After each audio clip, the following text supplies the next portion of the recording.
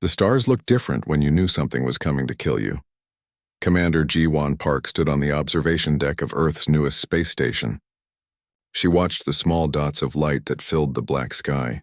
Somewhere out there, alien ships were moving toward Earth. Ships filled with soldiers who wanted to make humans into slaves. 3 days ago, everything had been normal. People went to work, children played in parks, and nobody worried about monsters from space. Then the message came. It arrived on every communication system on Earth at the same time. Television, radio, internet, even old emergency broadcasts that hadn't been used in decades. The voice spoke in perfect English, then perfect Chinese, then perfect Spanish, and every other language humans used. The voice belonged to Admiral Tae-ho of something called the Galactic Hegemony. He spoke like he was reading a shopping list, calm and bored. People of the planet Earth, the message began. Your world has been selected for integration into the Galactic Hegemony. You have 72 standard hours to accept our terms. Ji-won remembered listening to those terms with growing anger. 30% of all humans would be taken as workers. Earth would give half of everything it made to the hegemony.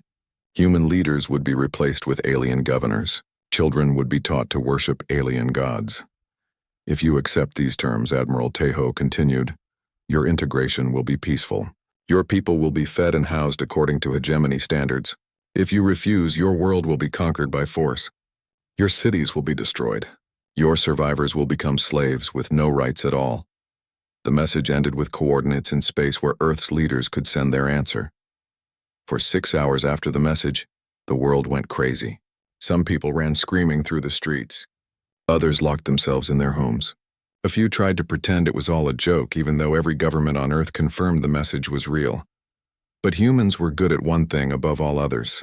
When something threatened them, they got angry instead of scared.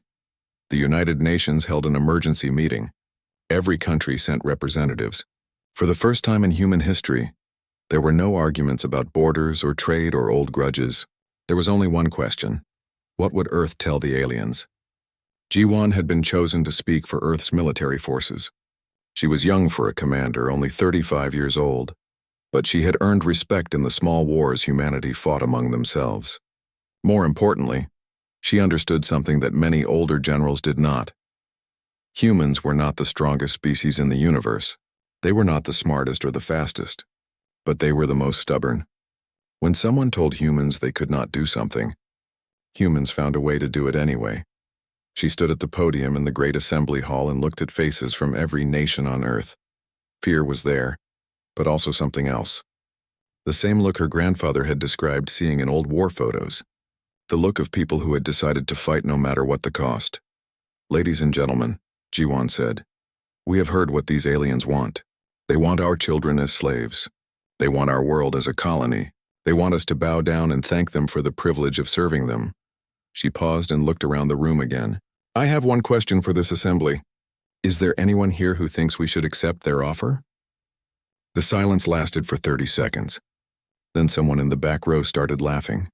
Not happy laughter, but the dark laughter of soldiers who had been given an impossible mission and decided to try it anyway.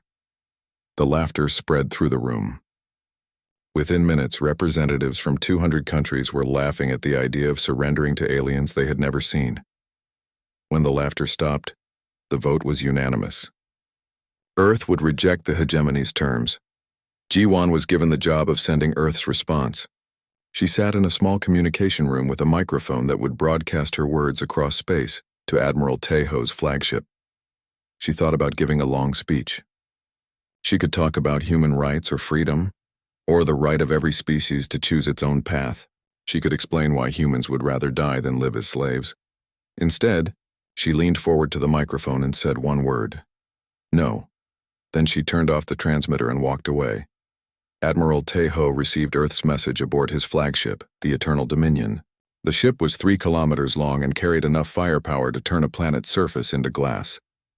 It was surrounded by smaller ships filled with the best soldiers in the hegemony. Tae-ho had conquered 47 worlds in his career. He had seen species that could fly without machines, others that could survive in the vacuum of space, and some that could read thoughts. None of them had ever said no to the hegemony's offer. He replayed the message several times, thinking there must be more to it. Perhaps the humans were negotiating. Maybe they wanted better terms or more time to consider, but the message was complete. One word. Notejo's officers gathered around him on the bridge of his flagship. They were all experienced warriors who had fought in dozens of campaigns. They looked confused. "Admiral," asked Captain Sujin, his tactical officer. Perhaps they did not understand the message? Their translation systems might be primitive. Tejo shook his head. They understood. I had our linguists check their response in all their major languages. The meaning is clear in everyone. Then what do we do? Asked Commander Minho from the weapons station. The High Command expects this world to be conquered within one standard week. Tejo studied the reports about Earth that his scouts had gathered. Humans had barely learned to travel between planets. Their weapons threw small pieces of metal instead of using energy beams. Their ships moved slowly and had no shields worth mentioning. We proceed as planned, he decided. Deploy the 47th Shock Battalion to their largest city. Make it clear what happens to species that refuse the hegemony's generous offer. As his officers hurried to carry out orders, Tejo remained on the bridge, staring at the small blue planet on his main screen. In 847 previous conquests, no species had ever refused after seeing a demonstration of hegemony power. But something about that one-word message bothered him. It had not sounded like the response of a frightened primitive species. It had sounded like the response of someone who had already decided to fight and was not interested in talking anymore. He dismissed the thought. Humans would learn just like all the others. The galaxy belonged to the strong, and the hegemony was the strongest force among the stars. Soon the people of Earth would understand that no meant nothing when faced with superior force. The transport ships came down like falling stars in the early morning sky. Captain Hyunwoo watched the Swiss Alps grow larger through the window of his dropship. Behind him, 2,000 of the hegemony's best soldiers checked their weapons and armor one final time. The 47th Shock Battalion had never failed to complete a mission. Target zone in 60 seconds, announced the pilot. Weather is clear. No energy signatures detected from human defensive positions. Hyunwoo nodded. The humans had made this easy by building their capital city in a valley surrounded by mountains. There was nowhere for them to run when the hegemony forces landed. The dropships touched down in a wide field outside Geneva. The city looked peaceful in the morning light. Smoke rose from a few chimneys. Some vehicles moved slowly along the roads. It looked like the humans were pretending nothing had changed. Advanced teams establish perimeter, Hyunwoo ordered into his communication device. Main force, prepare for urban assault. The alien soldiers moved with practiced efficiency. Their powered armor made them twice as strong as any human, and nearly impossible to hurt with primitive weapons. Energy shields flickered around their bodies, ready to stop bullets or explosions. Plasma rifles charged with enough power to melt through steel walls. The advanced scouts returned within minutes. Captain, the city appears to be mostly empty. We're detecting minimal human presence in the outer districts. Hyunwoo was not surprised. Humans were cowards like all the primitive species the hegemony had conquered. They probably ran into the mountains when they saw the ships coming down. Any sign of their military forces? He asked. Negative, sir. We found some abandoned defensive positions, but they look primitive. Concrete barriers, simple projectile weapons. Nothing that could threaten our forces. The battalion moved into the city in standard formation. Hyunwoo led from the center, with advanced teams checking each street before the main force followed. It was all routine, exactly like the 46 other worlds he had helped conquer.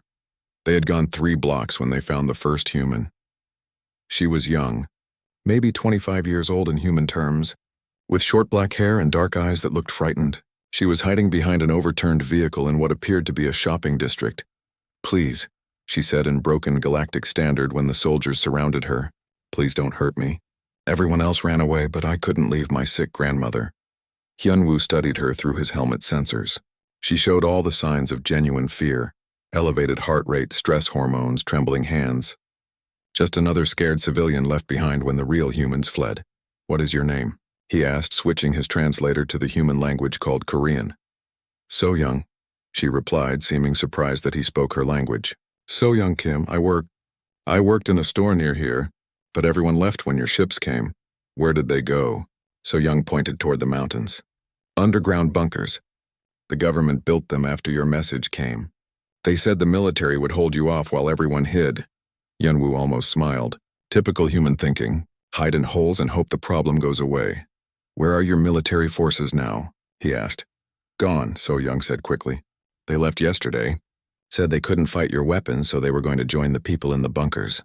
Perfect. The humans had abandoned their own capital without even trying to fight. This would be the easiest conquest in hegemony history. You will guide us to the human command center, Hyunwoo decided. Show us where your leaders were based before they ran away. So Young nodded eagerly. Yes, I can do that. It's not far. But please, when this is over, can you help me find my grandmother? She's very old and sick, and I'm worried about her. Another scout team reported from deeper in the city. Captain, we're finding more civilians. Mostly elderly or sick individuals who couldn't evacuate. They all say the same thing. Military forces withdrew yesterday. Government officials fled to mountain bunkers. Hyunwoo made his decision. The humans had made this too easy. No point in wasting time with full security protocols when the enemy had already surrendered. All units advance to city center. Local guide will lead us to primary government facilities. Maintain standard alert status. So Young led them through empty streets lined with abandoned shops and offices. Occasionally they saw other humans, always elderly, always alone, always terrified. The perfect picture of a beaten population. The main government building is just ahead, So Young said as they rounded a corner. But I should warn you, some of the streets near there were damaged during the evacuation. There might be rubble or broken pavement. Hyunwoo's sensors detected no energy weapons, no military vehicles, no signs of organized resistance. Just empty buildings and a few scared civilians who had been left behind. They entered a wide plaza surrounded by tall buildings. In the center stood what appeared to be the human seat of government, a large structure with many windows and official-looking symbols. This is it, So Young said. The basement levels have communication equipment and computer systems. That's where the military commanders worked before they left. Hyunwoo ordered his troops to spread out and secure the area. Everything looked normal. Peaceful even. A few birds flew between the buildings. Some papers blew in the wind. Take us to the basement levels, he told So Young. She led them to a side entrance and down several flights of stairs. The basement was filled with electronic equipment, just as she had promised. Banks of computers, communication devices, and wall displays that probably showed military information when they were active. The main command center is through that door. So Young pointed to a heavy metal door at the far end of the room. Hyunwoo approached the door with a team of 6 soldiers. Their sensors showed nothing dangerous beyond it. Just empty rooms with more computers and furniture. He was about to give the order to open the door when he noticed something odd. So Young was no longer acting frightened. She stood calmly near the stairway, and her eyes were moving constantly as if she were counting his soldiers and noting their positions. So Young, he called out. Come here. She walked toward him with steady steps. No trembling, no nervous looks around the room. She moved like someone who knew exactly where she was and what she was doing. Tell me again, Hyunwoo said, raising his plasma rifle slightly. What is your job in this city? So Young smiled. It was not the smile of a frightened civilian. It was the smile of a soldier who had just completed a difficult mission. I'm Sergeant So Young Kim, she said clearly, 15th-year veteran Earth Special Operations Command. And my job was to bring you exactly where we wanted you. Hyunwoo had 1 second to realize what that meant before every surface in the basement exploded. The humans had not fled. They had not hidden in mountain bunkers. They had turned their own city into a trap and used one of their best soldiers as bait. The explosions were perfectly timed and positioned. Not random blasts, but carefully planned demolitions that brought down specific walls and ceiling sections. The aliens' energy shields protected them from the initial explosions. But shields could not protect them from thousands of tons of concrete and steel falling from above. As the basement collapsed around them, Hyunwoo understood his final terrible mistake. He had studied human technology and found it primitive. He had analyzed human military doctrine and found it predictable. But he had never studied what humans would do when they decided that winning was more important than surviving. So young Kim was crushed along with the alien soldiers she had led into the trap. But before she died, she activated a small device on her belt, a signal that told the other teams positioned throughout the city that the first part of the plan was complete. Above ground, the rest of the 47th Shock Battalion waited for orders from their captain. The orders never came. Instead, the humans came. They emerged from sewers and subway tunnels, from hidden rooms and false walls. Every abandoned building had been prepared. Every empty street had been turned into a killing ground. And every human who had fled the city was actually a soldier who had spent days getting ready for this moment. The battle for Geneva lasted 6 hours. When it ended, there was no trace of the 47th Shock Battalion except for pieces of alien technology scattered among the ruins. Admiral Tae-ho waited for Captain Hyun-woo's report from orbit. The report never came. Admiral Tae-ho stared at the empty communication channel for the 3rd time in an hour. The 47th Shock Battalion had gone silent exactly 6 hours and 23 minutes ago. Their last transmission had been routine, entering target zone, beginning urban assault. Since then, nothing. Communications officer, Tae-ho called across the bridge of his flagship. Are you certain there is no equipment malfunction? Lieutenant Dong-min checked his instruments again. All systems functioning normally, Admiral. We're receiving signals from our orbital surveillance platforms, atmospheric fighters, and support ships. Only ground forces are not responding. Tae-ho studied the tactical display showing Earth's surface. The sensors could detect the alien transport ships still parked outside Geneva.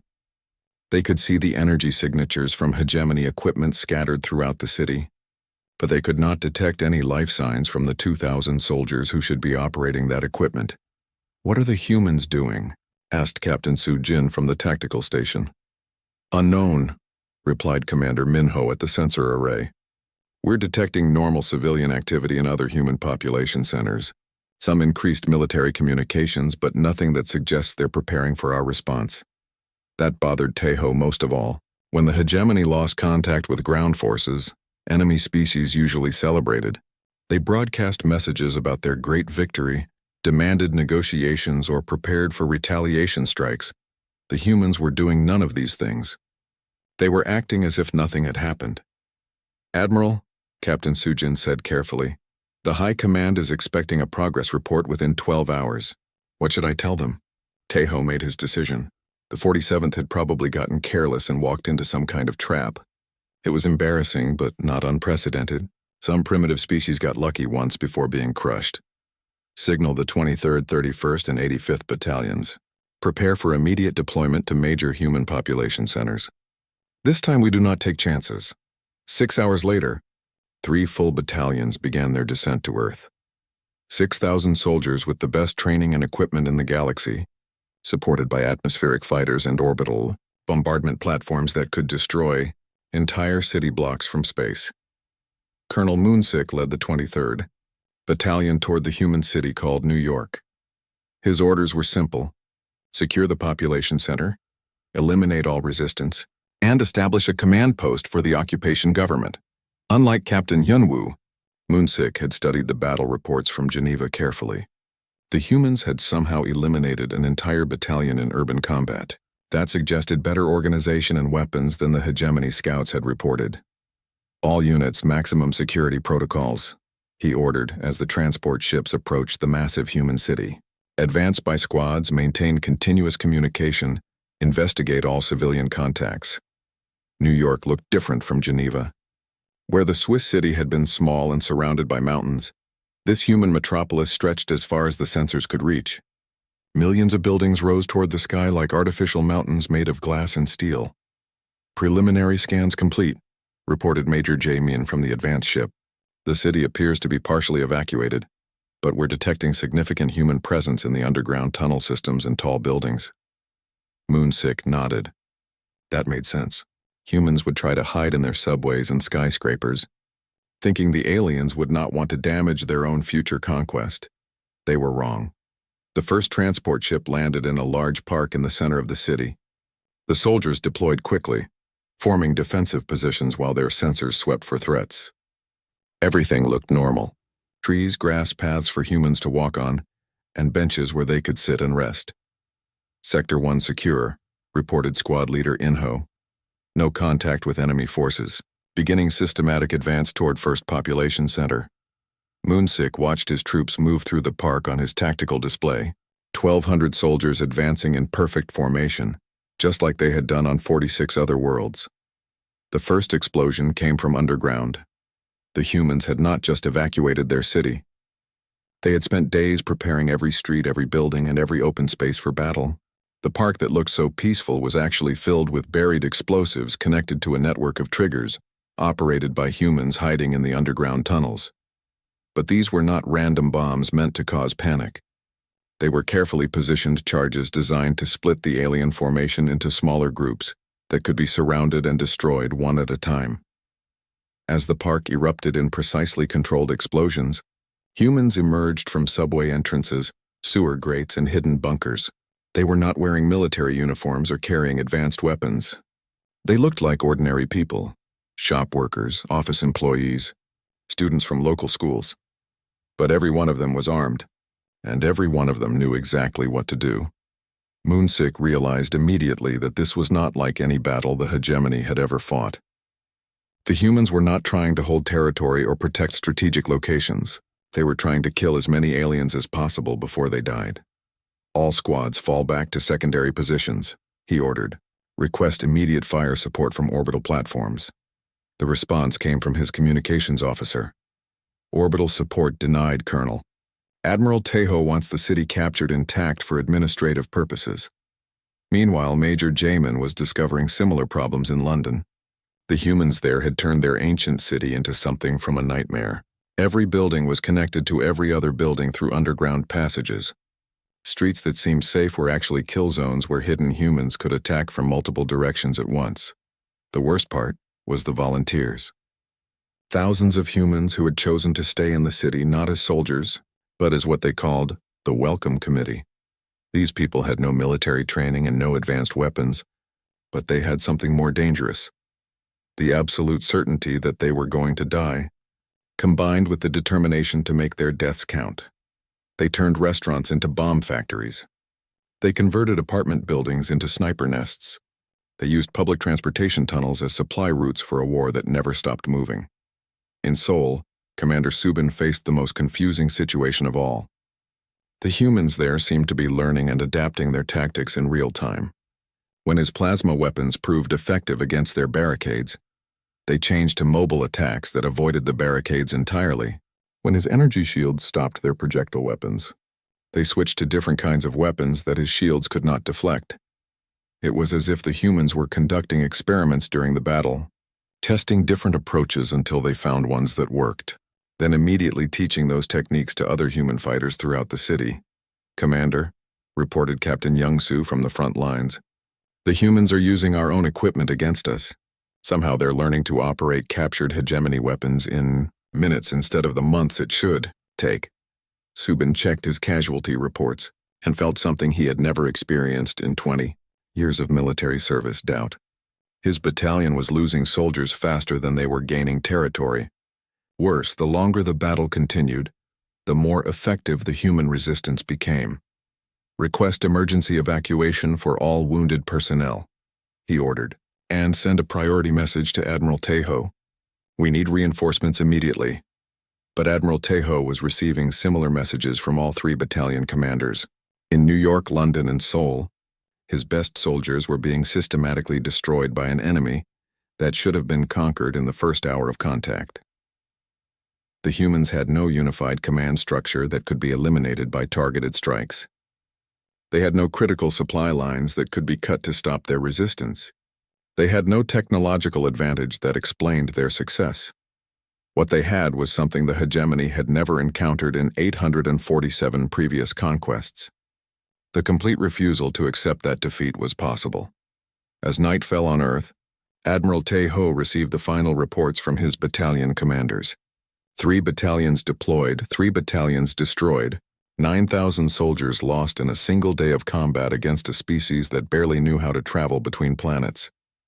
For the first time in his career, Admiral Tejo began to wonder if the hegemony had made a mistake. Not a tactical mistake or a strategic error, but a fundamental misunderstanding about what kind of species they were trying to conquer. The humans were not fighting to win.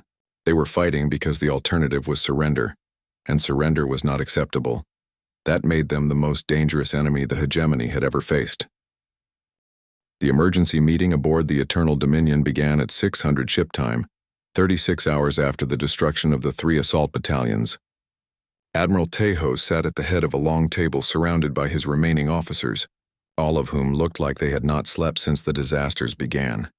"Status report," Tejo demanded, his voice showing the strain of the past 2 days.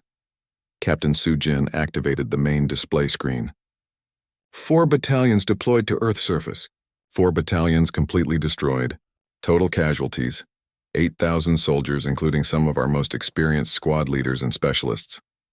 The numbers filled the screen in red text that seemed to burn into everyone's eyes. 8,000 of the hegemony's elite troops gone without inflicting significant damage on the human military. "What about their losses?" asked Commander Minho. "Unknown," Sujin replied. "Our final transmission from Seoul indicated humans were taking heavy casualties, but they seemed to have unlimited replacements. Every time we eliminated a group of fighters, more appeared from somewhere else in the city." "How is that possible?" demanded Major Yejin from the intelligence section. "Our pre-invasion analysis showed limited human population in the target cities. Where are these additional fighters coming from?" The question hung in the air without an answer. According to every report the hegemony had gathered, humans should have run out of soldiers after the first day of fighting. "Perhaps," said Lieutenant Colonel Dong Hyun carefully, "we need to reconsider our analysis of human military capabilities."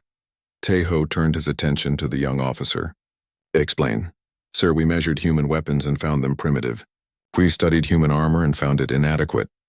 We analyzed human spacecraft and found them slow and poorly defended.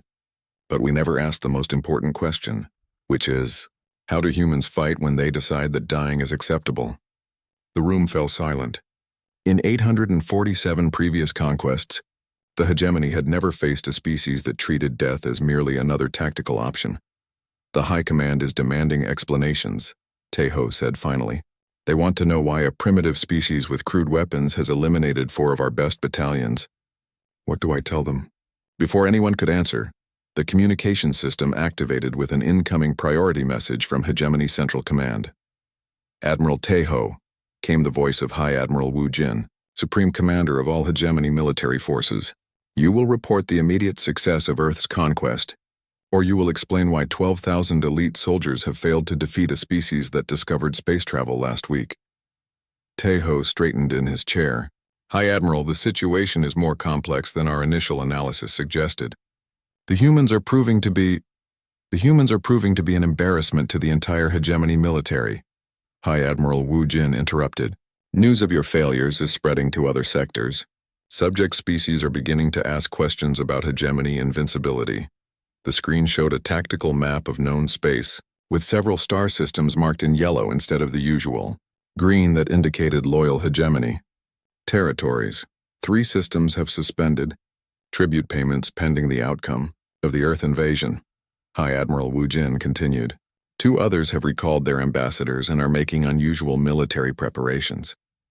If word spreads that humans can successfully resist hegemony forces, we may face rebellion across half the outer spiral. Tejo felt the weight of 800 years of hegemony expansion pressing down on him. The Empire's power depended on the belief that resistance was futile. If humans could fight back successfully, other species might try the same thing. "What are your orders, High Admiral?" "End this quickly. Use whatever force is necessary. The Earth conquest must succeed within 72 hours, or the entire outer expansion campaign may collapse." The transmission ended, leaving Tejo alone with his officers and an impossible deadline. "Sir," Captain Sujin said quietly, "we have 8 battalions remaining in the expeditionary force. If we commit all of them simultaneously, supported by orbital bombardment will destroy the planet's infrastructure," objected Major Yejin. "The High Command wants Earth intact as a tributary world." "The High Command wants Earth conquered," Tejo corrected. "If we must choose between a damaged colony and a failed invasion, the choice is clear." He stood and walked to the main tactical display, studying the blue planet that had become the greatest challenge of his career. Somewhere on that world's surface, humans were preparing for the next attack. They had captured hegemony weapons and equipment. They had studied alien tactics and learned how to counter them. Most importantly, they had proven to themselves that hegemony soldiers could be killed. "All battalion commanders to the bridge immediately," he ordered. "We're going to finish this." 2 hours later, Every remaining ground combat unit in the 3rd Expeditionary Force was preparing for deployment. 12 battalions, 24,000 soldiers supported by orbital bombardment platforms that could crack continental plates. The plan was simple and overwhelming. Sustained orbital bombardment would eliminate major human population centers, leaving any survivors scattered and demoralized. Then the ground forces would deploy to mop up resistance and establish occupation centers. Target selection complete, reported the weapons officer. Primary bombardment will focus on the human cities called Washington, Moscow, Tokyo, and Beijing. Secondary strikes will target their military bases and communication centers. Tejo approved the targeting plan with a heavy heart. He had always preferred to conquer worlds intact, but the humans had made that impossible. Begin bombardment, he ordered. The orbital platforms opened fire with concentrated energy beams that turned sand to glass and steel to vapor. Entire city blocks vanished in seconds as the hegemony demonstrated the power that had conquered hundreds of worlds. But even as the bombardment continued, Tejo's sensors detected something unexpected. Instead of the panicked communications he expected from a species facing extinction, human transmissions remained calm and organized. "Sir," reported the communications officer, "we're intercepting human military communications." They don't sound surprised by the orbital bombardment. In fact, they seem to have been expecting it. That's impossible. How could they prepare for weapons they've never seen before? The answer came 12 hours later, when the ground forces began their final assault on what should have been a devastated planet. The humans had not just prepared for orbital bombardment. They had built their defenses around the assumption that it would happen. Deep underground bunkers connected by tunnel networks that spanned entire continents. Manufacturing facilities buried beneath mountains that had continued producing weapons even during the bombardment. Supply depots carved into solid rock that could withstand direct hits from capital ship weapons. Most incredibly, they had somehow anticipated exactly where the hegemony would attack. The cities that had been targeted for bombardment had been evacuated days earlier, leaving only empty buildings to be destroyed. "This is impossible," breathed Major Yejin as she studied the intelligence reports. "They're fighting as if they know our tactics better than we do." But Private Dong Hyun, manning a communication station near a human city called Denver, discovered something even more disturbing. The humans were not just defending anymore. They were attacking.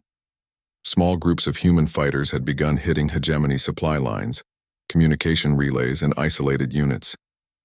They moved at night using captured alien technology, struck without warning, and disappeared before reinforcements could arrive. Worse, they were learning faster than the hegemony could adapt. Every mistake an alien unit made was immediately exploited by human forces across the entire planet.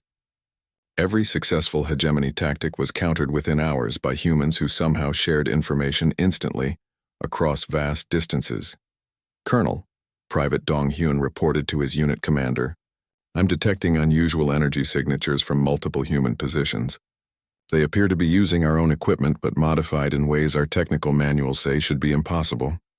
The colonel checked his own sensors and confirmed the report. Humans were not just using captured hegemony weapons.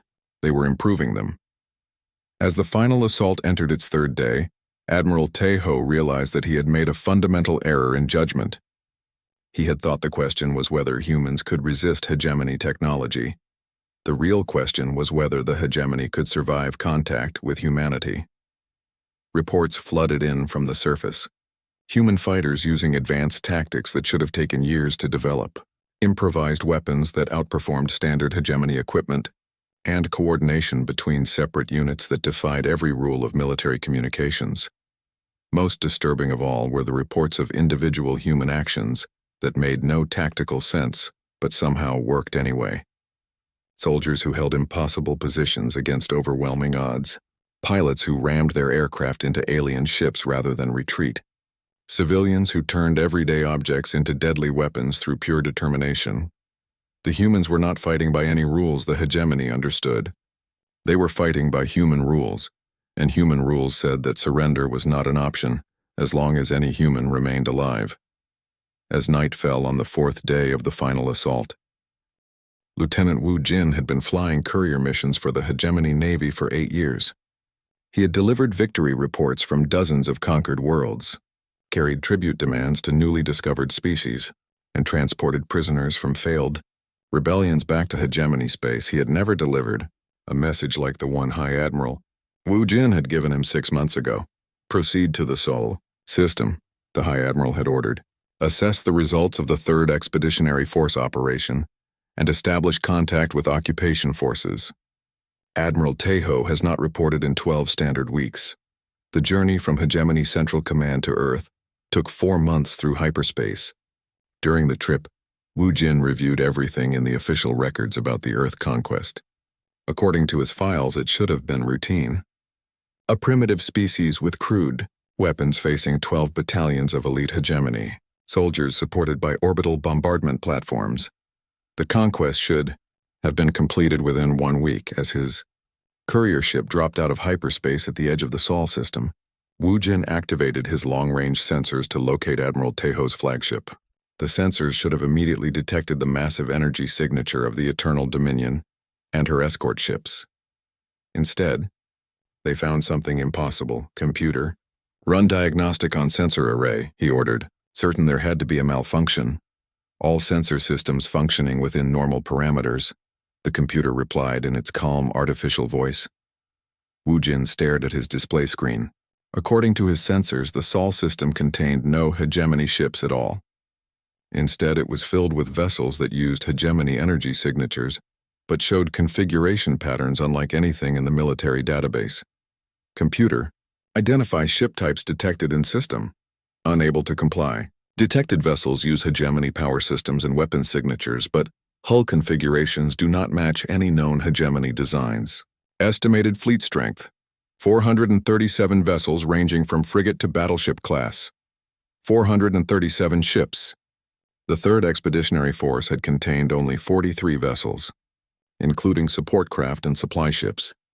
Wu Jin activated his communication system and broadcast the standard hegemony identification code. Within seconds, he received a response on the proper frequency. But the voice that answered spoke in perfect galactic standard with an accent he had never heard before. Courier vessel Distant Thunder. This is Admiral Jiwan Park, commanding the Solar Defense Fleet. You are ordered to maintain current position and await escort to the designated meeting area. Solar Defense Fleet? Wu Jin asked, confused. I'm looking for Admiral Tejo of the 3rd Expeditionary Force. Please connect me to Hegemony Command Authority in this system. There was a pause before the voice responded. Lieutenant Wu Jin, there is no Hegemony Command Authority in this system. Admiral Tejo and his Expeditionary Force are no longer operational. You will proceed to coordinates I am transmitting now, where you will receive a message for delivery to Hegemony Central Command. Before Wu Jin could ask what that meant, his sensors detected 6 ships approaching from the direction of Earth. They moved with the speed and precision of military vessels, but their design was unlike anything he had ever seen. They combined hegemony technology with modifications that made no sense according to standard engineering principles. The lead ship was clearly a battleship, but it was larger than any battleship in the hegemony fleet. Its weapons arrays showed energy signatures powerful enough to destroy planets, but they were arranged in patterns that suggested tactical thinking completely different from hegemony doctrine. Lieutenant Wu Jin, came Admiral Park's voice again. You will follow my ships to Earth orbit. Do not deviate from the assigned course. Do not activate any weapon systems. Do not attempt to leave the system without delivering your message. Is this understood? Wu Jin had no choice but to agree. His courier ship was fast but completely unarmed. Even if he tried to run, the human vessels could easily catch him before he reached the hyperspace jump point. The journey to Earth took 6 hours. During the trip, Wu Jin studied the planet through his ship's telescope and tried to understand what he was seeing. Earth looked peaceful. Cities gleamed in the sunlight, showing no signs of the orbital bombardment that should have preceded the conquest. Orbital platforms moved in regular patterns, but they were clearly human constructions using captured hegemony technology. More disturbing were the construction sites scattered throughout the system. Massive shipyards built around captured asteroids, all producing more vessels for the solar defense fleet, manufacturing facilities that were turning raw materials into advanced weapons at a rate that should have been impossible for a species that had barely learned space travel. How long have they been building this? He whispered to himself. As if she had heard him, Admiral Park's voice came over the communication system again. Lieutenant, you're probably wondering how we managed to build so much so quickly. The answer is simple. We had very good teachers. The escort ships guided him to a docking bay aboard the largest human vessel, a ship that dwarfed even the Eternal Dominion. As Wu Jin's courier ship settled onto the landing platform, he realized that this vessel had been built using the hull of Admiral Teiho's flagship as a foundation. The humans had not just captured hegemony ships. They had torn them apart and rebuilt them into something new. Admiral Ji-Wan Park met him in the docking bay, accompanied by a small group of human officers. She was younger than he had expected, probably in her late 30s, with the kind of calm confidence that came from winning battles that should have been impossible. "Lieutenant Wu Jin," she said in Galactic Standard that was now completely fluent. "Welcome to Earth. I trust your journey was pleasant?" "Admiral Park," he replied, trying to maintain military protocol despite his confusion. "I was sent to contact Admiral Teiho and assess the status of the Earth conquest. Can you explain what happened to the 3rd Expeditionary Force?" Park smiled, but it was not a happy smile. "Certainly.